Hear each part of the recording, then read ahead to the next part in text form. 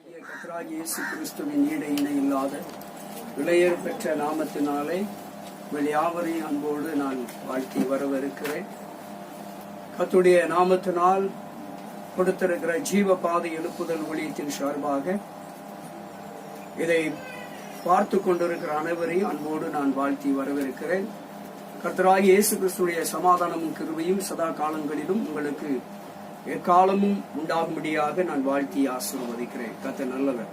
இன்றைக்கு கர்த்தர் நம்மோடு கூட தெரிந்து கொள்ளும்படியாக எடுத்துக்கொள்ளப்படும் வேத பகுதி எடுத்துக்கொள்ளலாம், வாசிக்கலாம். லூக்கா சுவிசேஷம் 18வது அதிகாரத்தில் முதலாவது வசனத்தை சற்று தியானிக்கலாம். லூக்கா சுவிசேஷம் 18வது அதிகாரம் முதலாவது வசனத்தை ஒருவர் வாசிக்கலாம். சோர்ந்து போகாமல் எப்பொழுதும் ஜெபம் பண்ண வேண்டும் என்பதை குறித்து அவர்களுக்கு அவர் ஒரு ஊமையை சொன்னார். இங்கே ஆண்டவராகிய இயேசு கிறிஸ்து இந்த நல்ல கால வேளையிலே நமக்கு சொல்லுகிற ஒரு காரியம் என்னவென்று சொன்னால், சோர்ந்து போகாமல் என்ன செய்ய வேண்டுமா? என்ன செய்யணுமா? சோர்ந்து போகாமல் எப்பொழுதும் ஜெபம் பண்ண வேண்டும். இன்னைக்கு வாழ்க்கையில அநேகரை குறித்து நாம பார்க்கிற பொழுது என்ன நினைக்கிறோம்னா, சில பாடுகள் சில பிரச்சனைகள் வந்த உடனே ஜெபத்தில் என்ன செய்து விடுகிறார்கள்? சோர்ந்து விடுகிறார்கள்.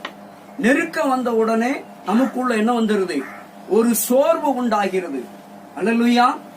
பாடுகளும் நிந்தைகளும் அவமானங்களும் வருகிற பொழுதுதான் நம்ம திடமனதாய் இருக்க வேண்டும். இதைதான் கடந்த வாரத்திலே நாம தியானிக்கிற பொழுது அங்கே ரோமர் 12வது அதிகாரம் 12வது வசனத்திலே நம்ம கடந்த வாரத்திலே தியானித்த பொழுது அங்கே 3வது பகுதியிலே சொல்லப்பட்டிருக்கிறது. 3வது காரியம் சொன்னார், ஜெபத்துல எப்படி இருக்கணுமா? உறுதியாய் தரித்திருக்க வேண்டும் என்று சொல்லி ஆண்டவர் நமக்கு கடந்த வாரத்திலே கற்றுக் கொடுத்தார். அப்போ அங்கே ரோமர் 12:12 என்ன சொல்லுகிறது? உன் நம்பிக்கையில எப்படி இருக்கணுமா? சந்தோஷமாயிருங்கள். உன் உபத்திரவ காலத்துல எப்படி இருக்கணும்? பொறுமையா இருக்கணும். ஜெபத்துல எப்படி இருக்கணுமா? உறுதியா இருக்க வேண்டும் என்று சொல்லி அங்கே அப்போஸ்தலனாகிய பவுல் அடிகளார் அங்கே எழுதுகிறார். ஆனால் இங்கு இயேசு கிறிஸ்து சொல்லுகிறார், நீங்கள் சோர்ந்து போகாமல் எப்பொழுதும் என்ன செய்யுங்கள்? ஜெபம் பண்ணுங்கள் என்று இங்கே ஆண்டவர் நமக்கு சுட்டி காட்டுகிறார். அல்லேலூயா. இங்கே 5வது வசனத்தை வாசிக்கிற பொழுது அங்கே ஒரு பகுதி சொல்லுகிறார். என்னவென்றால், இந்த விதவை என்னை எப்பொழுதும் தொந்தரவு செய்கிறபடியினால் இவள் அடிக்கடி வந்து என்னை அலட்டாதபடிக்கு இவளுக்கு நியாயம் செய்ய வேண்டும் என்று தனக்குள்ளே சொல்லிக் கொண்டான் என்றார். இங்கே ஆண்டவர் ஒரு காரியத்தை சுட்டி காட்டுகிற பொழுது ஜெபம் பண்ணுகிறதற்கு ஒரு எடுத்துக்காட்டை சொன்னார்.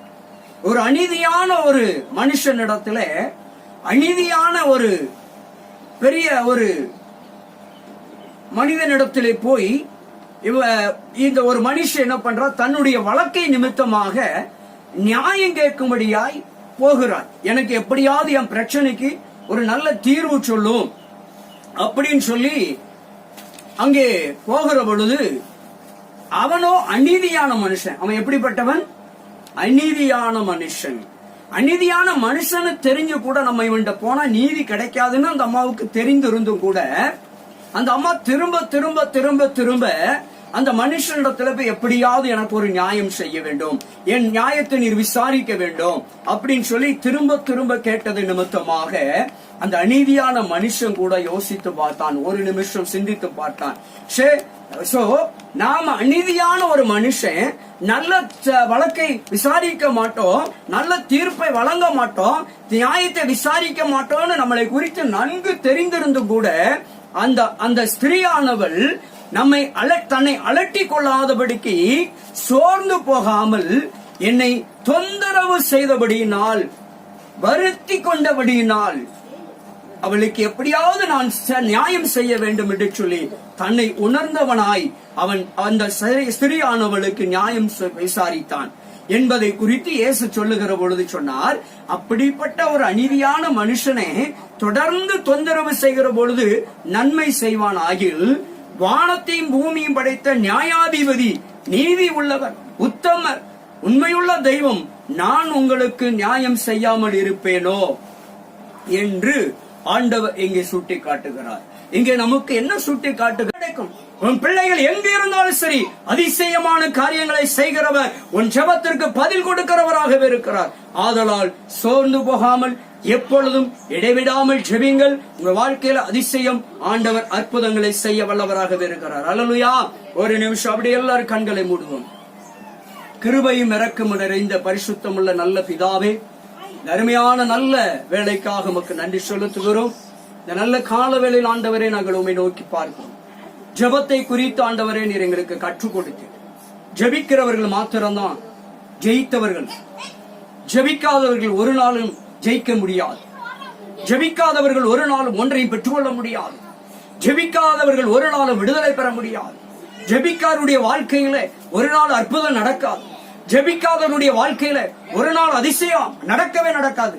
அது விசுவாசிகளா இருந்தாலும் சரி, ஊழியக்காரரா இருந்தாலும் சரி, தீர்க்கதரிசியா இருந்தாலும் சரி, எப்பேற்பட்ட ஸ்தோத்திரம் பதவியில இருந்தாலும் சரி, பிஷப்பா இருந்தாலும் சரி, பிஷப்புக்கு மேற்பட்ட பதவியில இருந்தாலும் சரி, ஜெபத்திற்கு மிஞ்சினது ஒன்றுமல்ல. என் அன்பு தேவ பிள்ளைகளே, உங்கள் ஜெபம் கேட்கப்பட வேண்டும். உங்கள் ஜெபத்தை இயேசுவா கேட்பார். நீங்க நிக்கிற இடத்துல, நிற்கிற சூழ்நிலையில ஜெபித்து பாருங்க, அற்புதம் செய்வார், அதிசயம் செய்வார். உங்களுக்கு எங்கேயுமே போக வாய்ப்பு இல்லையா? உங்கள் அந்தரங்க வீட்டிலே முழங்கால் படியிட முடியாத சூழ்நிலை இருந்தாலும் சரி, எப்படி வேணாலும் ஆண்டவரை நோக்கி முழு இருதயத்தோடு நீங்கள் ஜெபிக்கிற பொழுது உங்கள் ஜெபத்திற்கு பதில் கிடைக்கும்.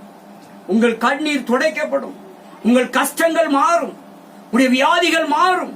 உடைய நோய்கள் குணமாகும். உடைய பிரச்சனைகள் தீரும். எல்லா வழக்கிலிருந்தும் கர்த்தர் விடுதலை கொடுப்பார்.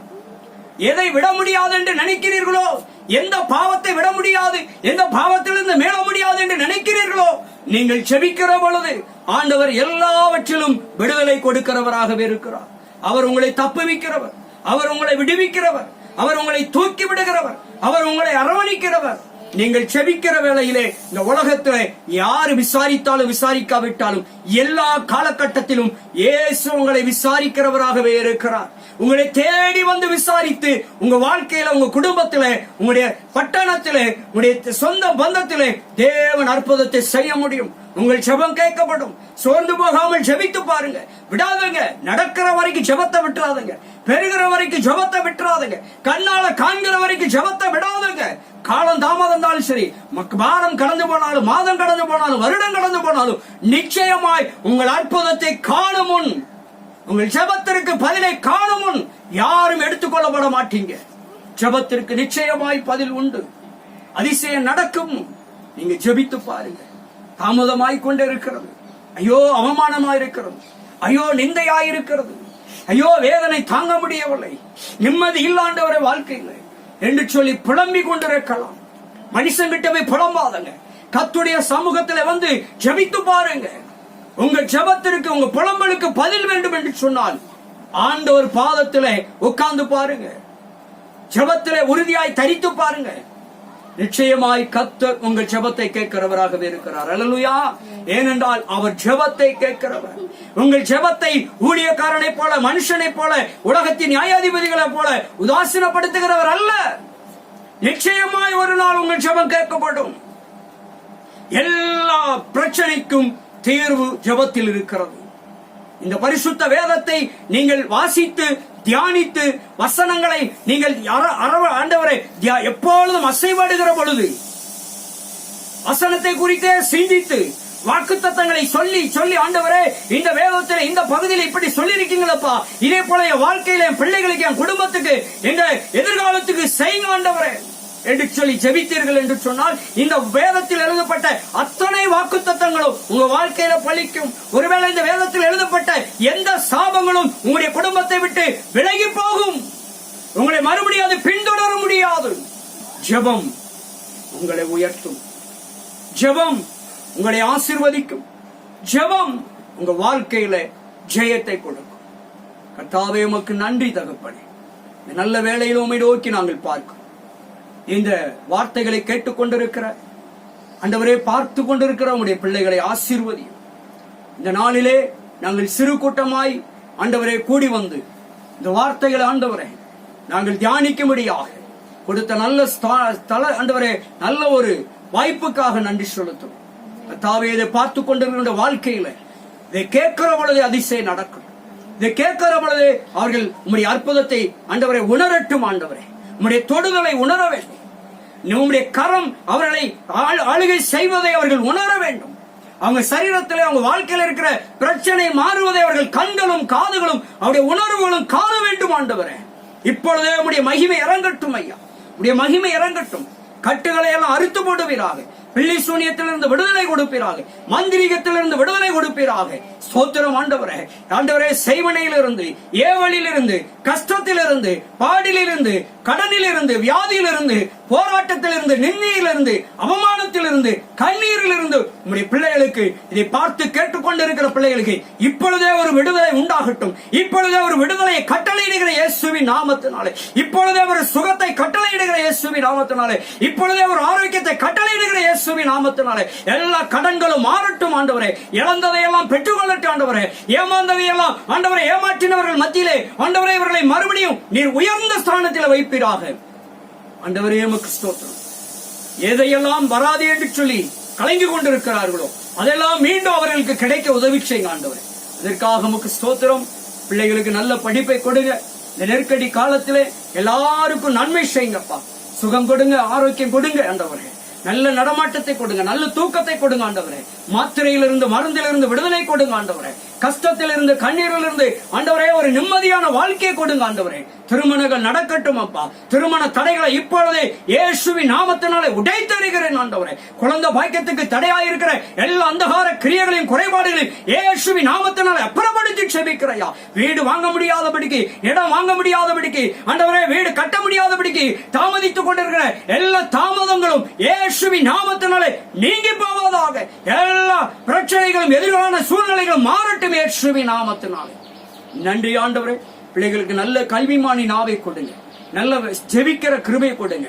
ஜெபம் பண்ண முடியல, வேத வாசிக்க முடியலன்னு சொல்லி கலங்கி கொண்டிருக்கிறவங்களுக்கு ஜெபிக்க உதவி செய்யுங்க, வேத வாசிக்க உதவி செய்யுங்க.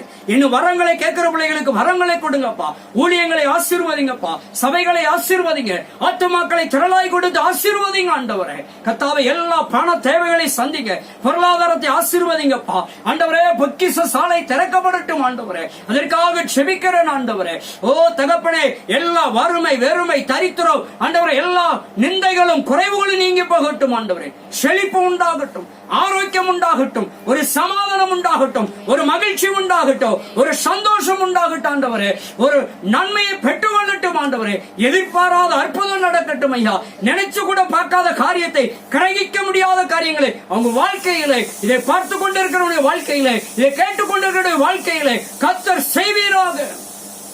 எந்த நோய் நொடிகள் அண்டாதபடிக்கு, எந்த கொள்ளை நோய் வாதிகள் அவர்களை நெருங்காதபடிக்கு காத்துக் கொள்ளுவீராக. ஆண்டவரே, உமக்கு ஸ்தோத்திரம். எல்லா பலவீனங்கள், சுகவீனங்கள் எல்லாம் கர்த்தர் நீக்கி போடுகிறார். ஒரு நல்ல சந்தோஷமான வாழ்க்கை வாழும்படியாக ஆண்டவரே நாங்கள் உம்மை நோக்கி பார்க்கிறோம். நீர் பலத்த காரியங்களை செய்யும் ஆண்டவரே. அப்பா, உமக்கு ஸ்தோத்திரம். ஆண்டவரே, அவங்க வாழ்க்கையில் அதிசயம் நடக்கட்டப்பா. அற்புதங்கள் நடக்கட்டும். ஆண்டவரே, ஓ நல்ல வேலை வாய்ப்புகள் கிடைக்கட்டப்பா. பதவி உயர்வுகள் கிடைக்கட்டும். ஆண்டவரே, ஆண்டவரே, வருமான உயர்வு கிடைக்கட்டும் ஐயா. நல்ல வருமானம் குடும்பத்திலே கிடைக்கட்டும். வியாபாரங்களை ஆசீர்வதிப்பீராக, தொழிலை ஆசீர்வதிப்பீராக, கையின் பிரயாசங்களை ஆசீர்வதிப்பீராக, விவசாயங்களை ஆசீர்வதிப்பீராக. நல்ல அரசாங்க வேலைக்கு காத்திருக்கிற பிள்ளைகளுக்கு நல்ல அரசு வேலை கிடைக்கட்டும் ஐயா. ஆண்டவரே, பரீட்சை எழுத இருக்கிற பிள்ளைகள், வேலை வாய்ப்புக்காக, மேல் படிப்புக்காக பரீட்சை எழுத இருக்கிற பிள்ளைகள், ஆண்டவரே, பரீட்சை எழுதி கொண்டிருக்கிற பிள்ளைகள், ஆண்டவரே அப்பா, அந்த பிள்ளைகளுக்கு ஒரு நல்ல முடிவுகள் கிடைக்கட்டும் ஐயா. நல்ல பதில் கிடைக்கட்டும். ஆண்டவரே, அதற்காக உமக்கு ஸ்தோத்திரம். சிறு பிள்ளைகளை பாதுகாத்துக் கொள்ளுங்க, பெண் பிள்ளைகளை பாதுகாத்துக் கொள்ளுங்கப்பா. பெண்களுக்கு விசேஷமாய் பாதுகாப்பு கிடைக்கட்டும். ஆண்டவரே, எல்லா குடி பழக்கத்திலிருந்து, போதை வஸ்திலிருந்து விடுதலை கிடைக்கட்டும். ஆண்டவரே, கர்த்தாவே, குடி பழக்கத்துக்கு அடிமையானவர்கள் அந்த அடிமைத்தனத்திலிருந்து, பாவத்துக்கு, சாபத்துக்கோ, வேசித்தனத்துக்கு, விபச்சாரத்துக்கு அடிமைப்பட்டு இருக்கிறவர்கள், போதை வஸ்துகளுக்கு அடிமைப்பட்டு இருக்கிறவர்கள், ஆண்டவரே, எல்லாவற்றிலிருந்து அடிமைத்தனத்திலிருந்து விடுதலை கொடுப்பீராக. நன்றி ஆண்டவரே, உமக்கு ஸ்தோத்திரம். கீழ்ப்படிதலை கொடுங்க ஆண்டவரே. பயபக்தியை கொடுங்க. நல்ல ஜெபிக்கிற வாஞ்சை கொடுங்க. ஆண்டவரே நல்ல ஆலயத்துக்கு போகும்படியான வாஞ்சியை கொடுங்க ஆண்டவர். நிர்விசாரங்களை எடுத்து போடுங்க, அசதிகள் சோர்வுகளை எடுத்து போடுங்க ஆண்டவரே. கர்த்தர் அவங்க வாழ்க்கையில ஆண்டவரே ஒரு அற்புதத்தை செய்யுங்கப்பா. நீங்க இடைபடுங்க, நீங்க அசைவாடுங்க, நீங்க சந்திக்கணப்பா, நீங்க விசாரிக்க வேண்டும். எங்கள் தேசத்திற்கு ஒரு சேமம் உண்டாகட்டும், எங்க தேசத்துக்கு ஒரு செழிப்பு உண்டாகட்டும், எங்க தேசத்துக்கு ஒரு ஆசீர்வாதம் உண்டாகட்டும்.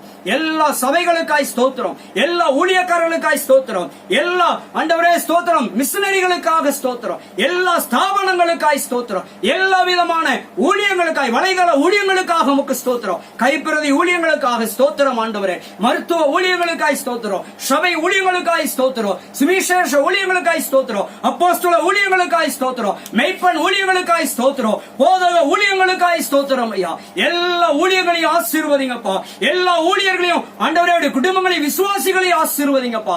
சபைகளை ஆசீர்வதிங்க, சபைகளை மேன்மைப்படுத்துங்க, சபைகளை ஆண்டவரே பரிசுத்தப்படுத்துங்க ஆண்டவரே. அதற்காய் ஸ்தோத்திரம். கர்த்தர் பெரிய காரியங்களை செய்யும். இந்த ஆண்டவரை கேட்டுக்கொண்டிருக்க உங்க வாழ்க்கையில வரும் நாட்கள்ல இன்றைக்கே நீ செய்ய போற அற்புதங்களுக்காய், அதிசயங்களுக்காய், ஆச்சரியமான எண்ணி முடியாத காரியங்களுக்காய் ஸ்தோத்திரம். உடைய நல்ல நாமம் மகிமைப்படட்டும். ஆண்டவரும் ரட்சகரும் மேய்ப்பருமாகிய கர்த்தராகிய இயேசு கிறிஸ்துவின் நாமத்தில் செபிக்கிறோம் செபங்களும் நல்ல பிதாவே. ஆமென். என் ஆத்துமாவே கர்த்தரை ஸ்தோத்திரி, என் முழு உள்ளமே கர்த்தருடைய பரிசுத்த நாமத்தை ஸ்தோத்திரி.